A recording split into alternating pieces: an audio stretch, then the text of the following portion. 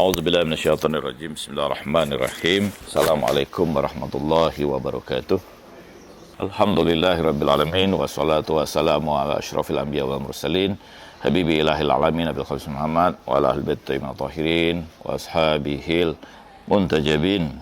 Rabbi shrah li sadri wa yassir li amri wahlul 'uqdatam min lisani yafqahu qawli. Bapak-bapak, ibu-ibu, duyufur rahman, duyufullah, kita alhamdulillah masih dalam proses kita berada di tanah suci untuk menantikan satu ibadah yang sangat luar biasa, ibadah yang sangat agung, yaitu ibadah haji. Dan kita isi hari-hari ini tentu untuk menambah pengetahuan kita, menambah makrifat kita tentang haji ini. Saya lanjutkan kajian kita bahwa di antara hal-hal yang terkait dengan adab haji itu, al-awwal an takuna nafaqah halalan. Yang pertama, bahwa haji ini haruslah dibiayai dengan biaya yang halal, ya. Kita sudah bicarakan sebelumnya bahwa segala sesuatu itu punya efek, ya.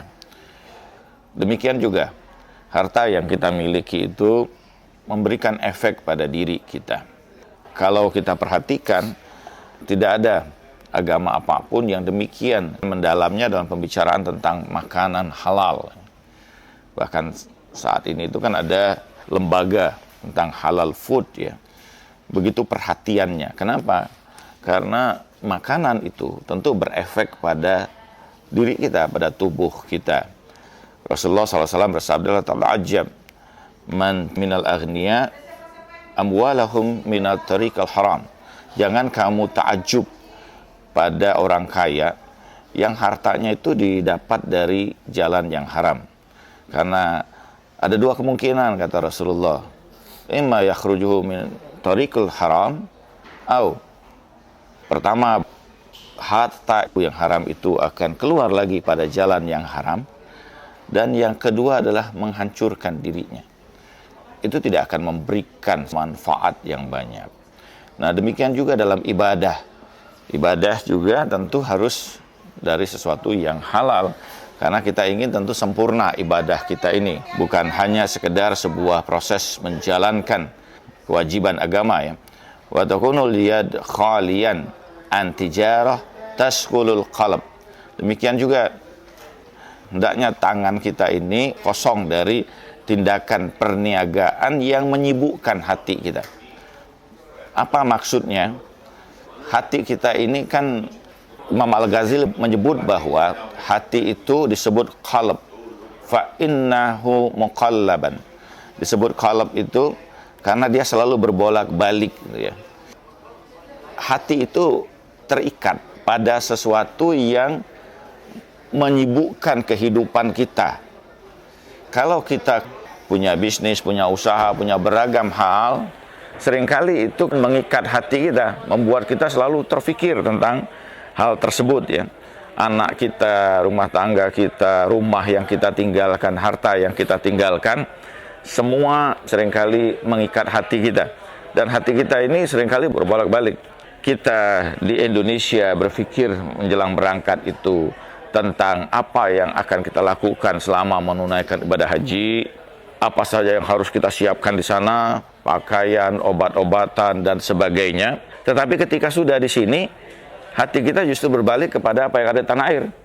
Gimana anak kita, gimana rumah kita, kendaraan kita, siapa yang ngurus ternak kita, dan seterusnya. Begitulah sering dia berbolak-balik demikian.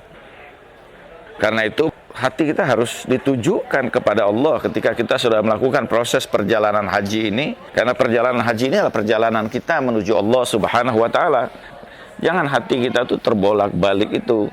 Kenapa? Karena ini akan mengganggu beragam ibadah. Dan setan itu paling cerdas, paling pintar dalam membolak-balikan hati hambanya. Tiba-tiba kita sedang mau khusyuk-khusyuk di sini, ada berita begini, gitu kan. Tiba-tiba anak kita misalnya WA kita, "Bah, ini mobilnya baret," gitu ya. Mulai mengganggu hati kita ini. Ya Allah, ini apa yang terjadi dan sebagainya. Padahal kan kita sebenarnya di sini datang khusus untuk menundukkan hati kita kepada Allah. Manusia itu ada 3 jenis ketundukan terjadi padanya. Yang pertama, ketundukan dalam arti fisik. Orang mau mengikuti perintah kita selama orang itu kita gaji. Sopir kita, pembantu kita. Kalau sudah tidak digaji lagi, belum tentu dia mau mengikuti perintah kita. Orang bekerja dengan kita juga begitu kan. Itu ketundukan fisik, ketundukan jismaniyah. Ada ketundukan yang kedua, tadarul aqliyah, ketundukan akal kita. Orang tahu ini salah benar, akalnya tahu, akalnya tunduk itu. Tapi tetap aja dia korupsi itu. Dia tahu bahwa korupsi itu salah. Bukti bahwa dia tahu korupsi salah apa? Dia palsukan kemudian laporannya. Dia mengatakan bahwa itu salah, tapi tidak merubah dirinya. Sementara yang diinginkan Allah itu apa? Ketundukan hati. Dalam Al-Quran Allah mengatakan yauma la yanfa'u malun wala banun illa man atallaha biqalbi salim. Pada hari tidak bermanfaat harta maupun keturunan kecuali mereka yang datang kepadaku dengan hati yang tunduk. Kalau orang itu sudah tunduk hatinya, apa saja dia lakukan. Seorang suami bekerja bahkan menyambung nyawanya di antara hidup dan mati untuk menghidupi istri dan anak-anaknya. Kenapa? Karena hatinya terikat. Apa dia mengeluh? Tidak. Bahkan dengan beragam derita yang dia alami itu, hilang kelelahannya, hanya menyaksikan senyum anak-anaknya. Hanya mendengarkan anak-anaknya berlari memanggil dia, abi, umi, papa, mama gitu kan. Kelelahannya hilang. Ini menunjukkan bahwa ketundukan hati. Begitu juga bagaimana seorang ibu dia terjaga dalam keadaan tidur yang lelap ketika mendengar tangisan anaknya. Dia tahan menggantikan popok anaknya, menyusui anaknya, melewatkan tidurnya untuk mengurusi anaknya, apalagi kalau anaknya itu sakit misalnya. Kenapa dia mau melakukan itu? Karena keterikatan hatinya itu. Bu-ibu mungkin sudah lupa Bu ya masa-masa itu.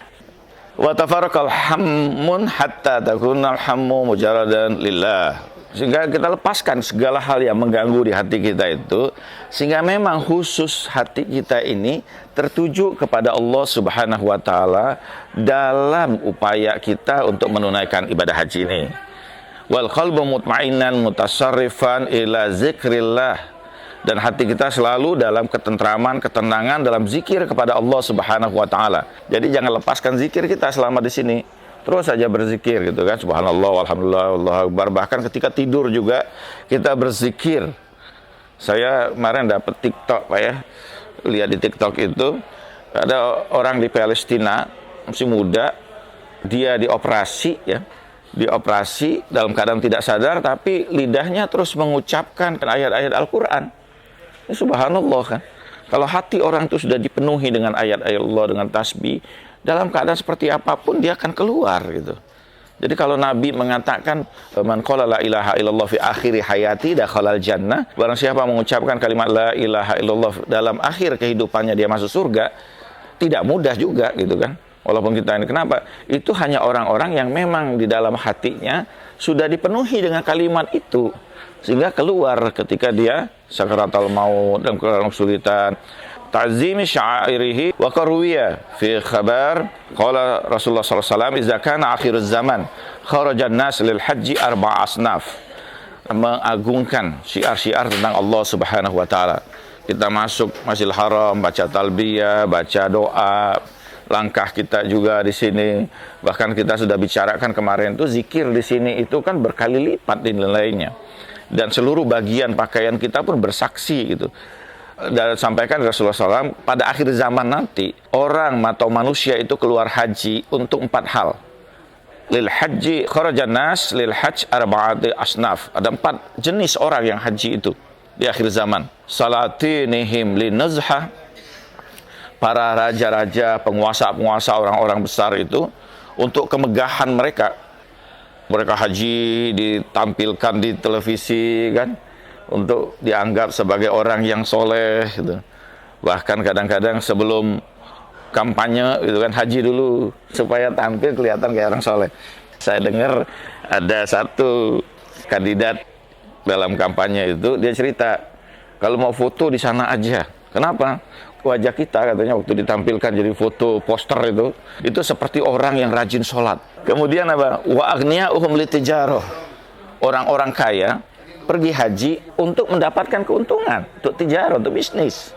Ada orang yang datang ini sekedar untuk bisnisnya. Dan itu saya temukan, Pak.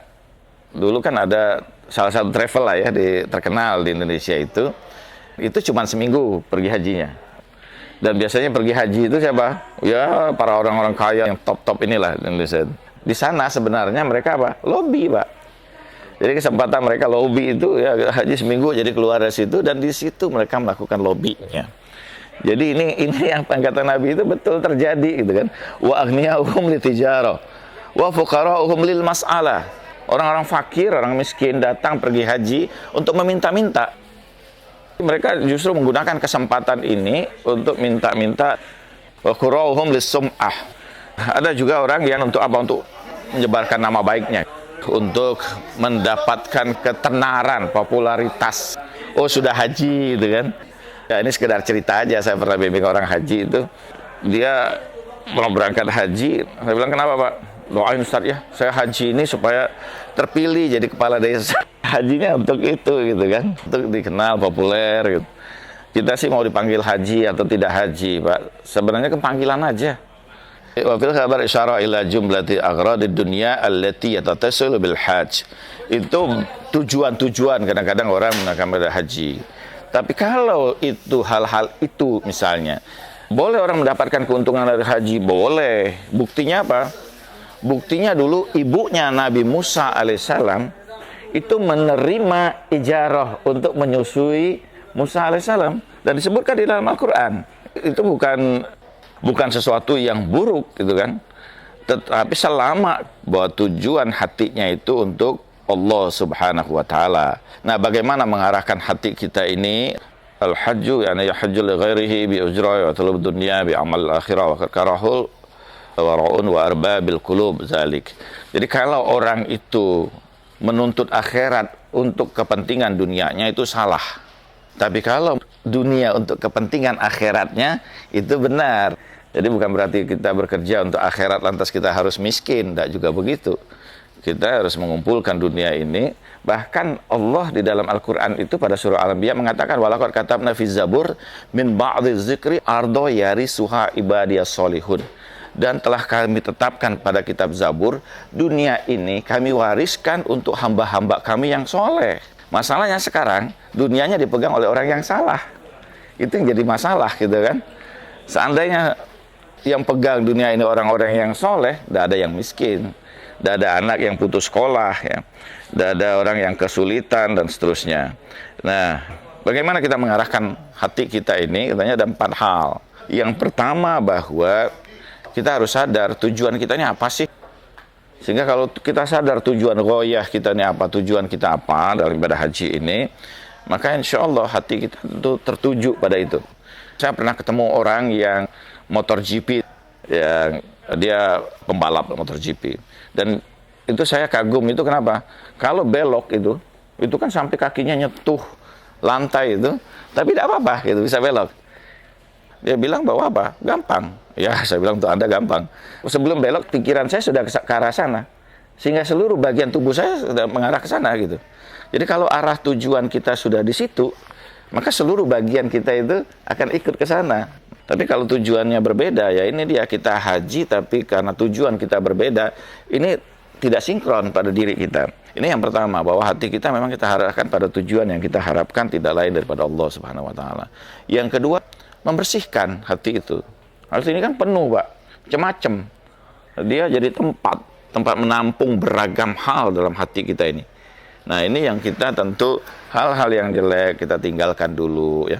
Kita upayakan untuk menghilangkan beragam hal yang jelek itu. Yang ketiga adalah istiqomah. Hati kita bagaimana upaya Anda istiqomah ini dengan cara apa? Dengan zikir tadi.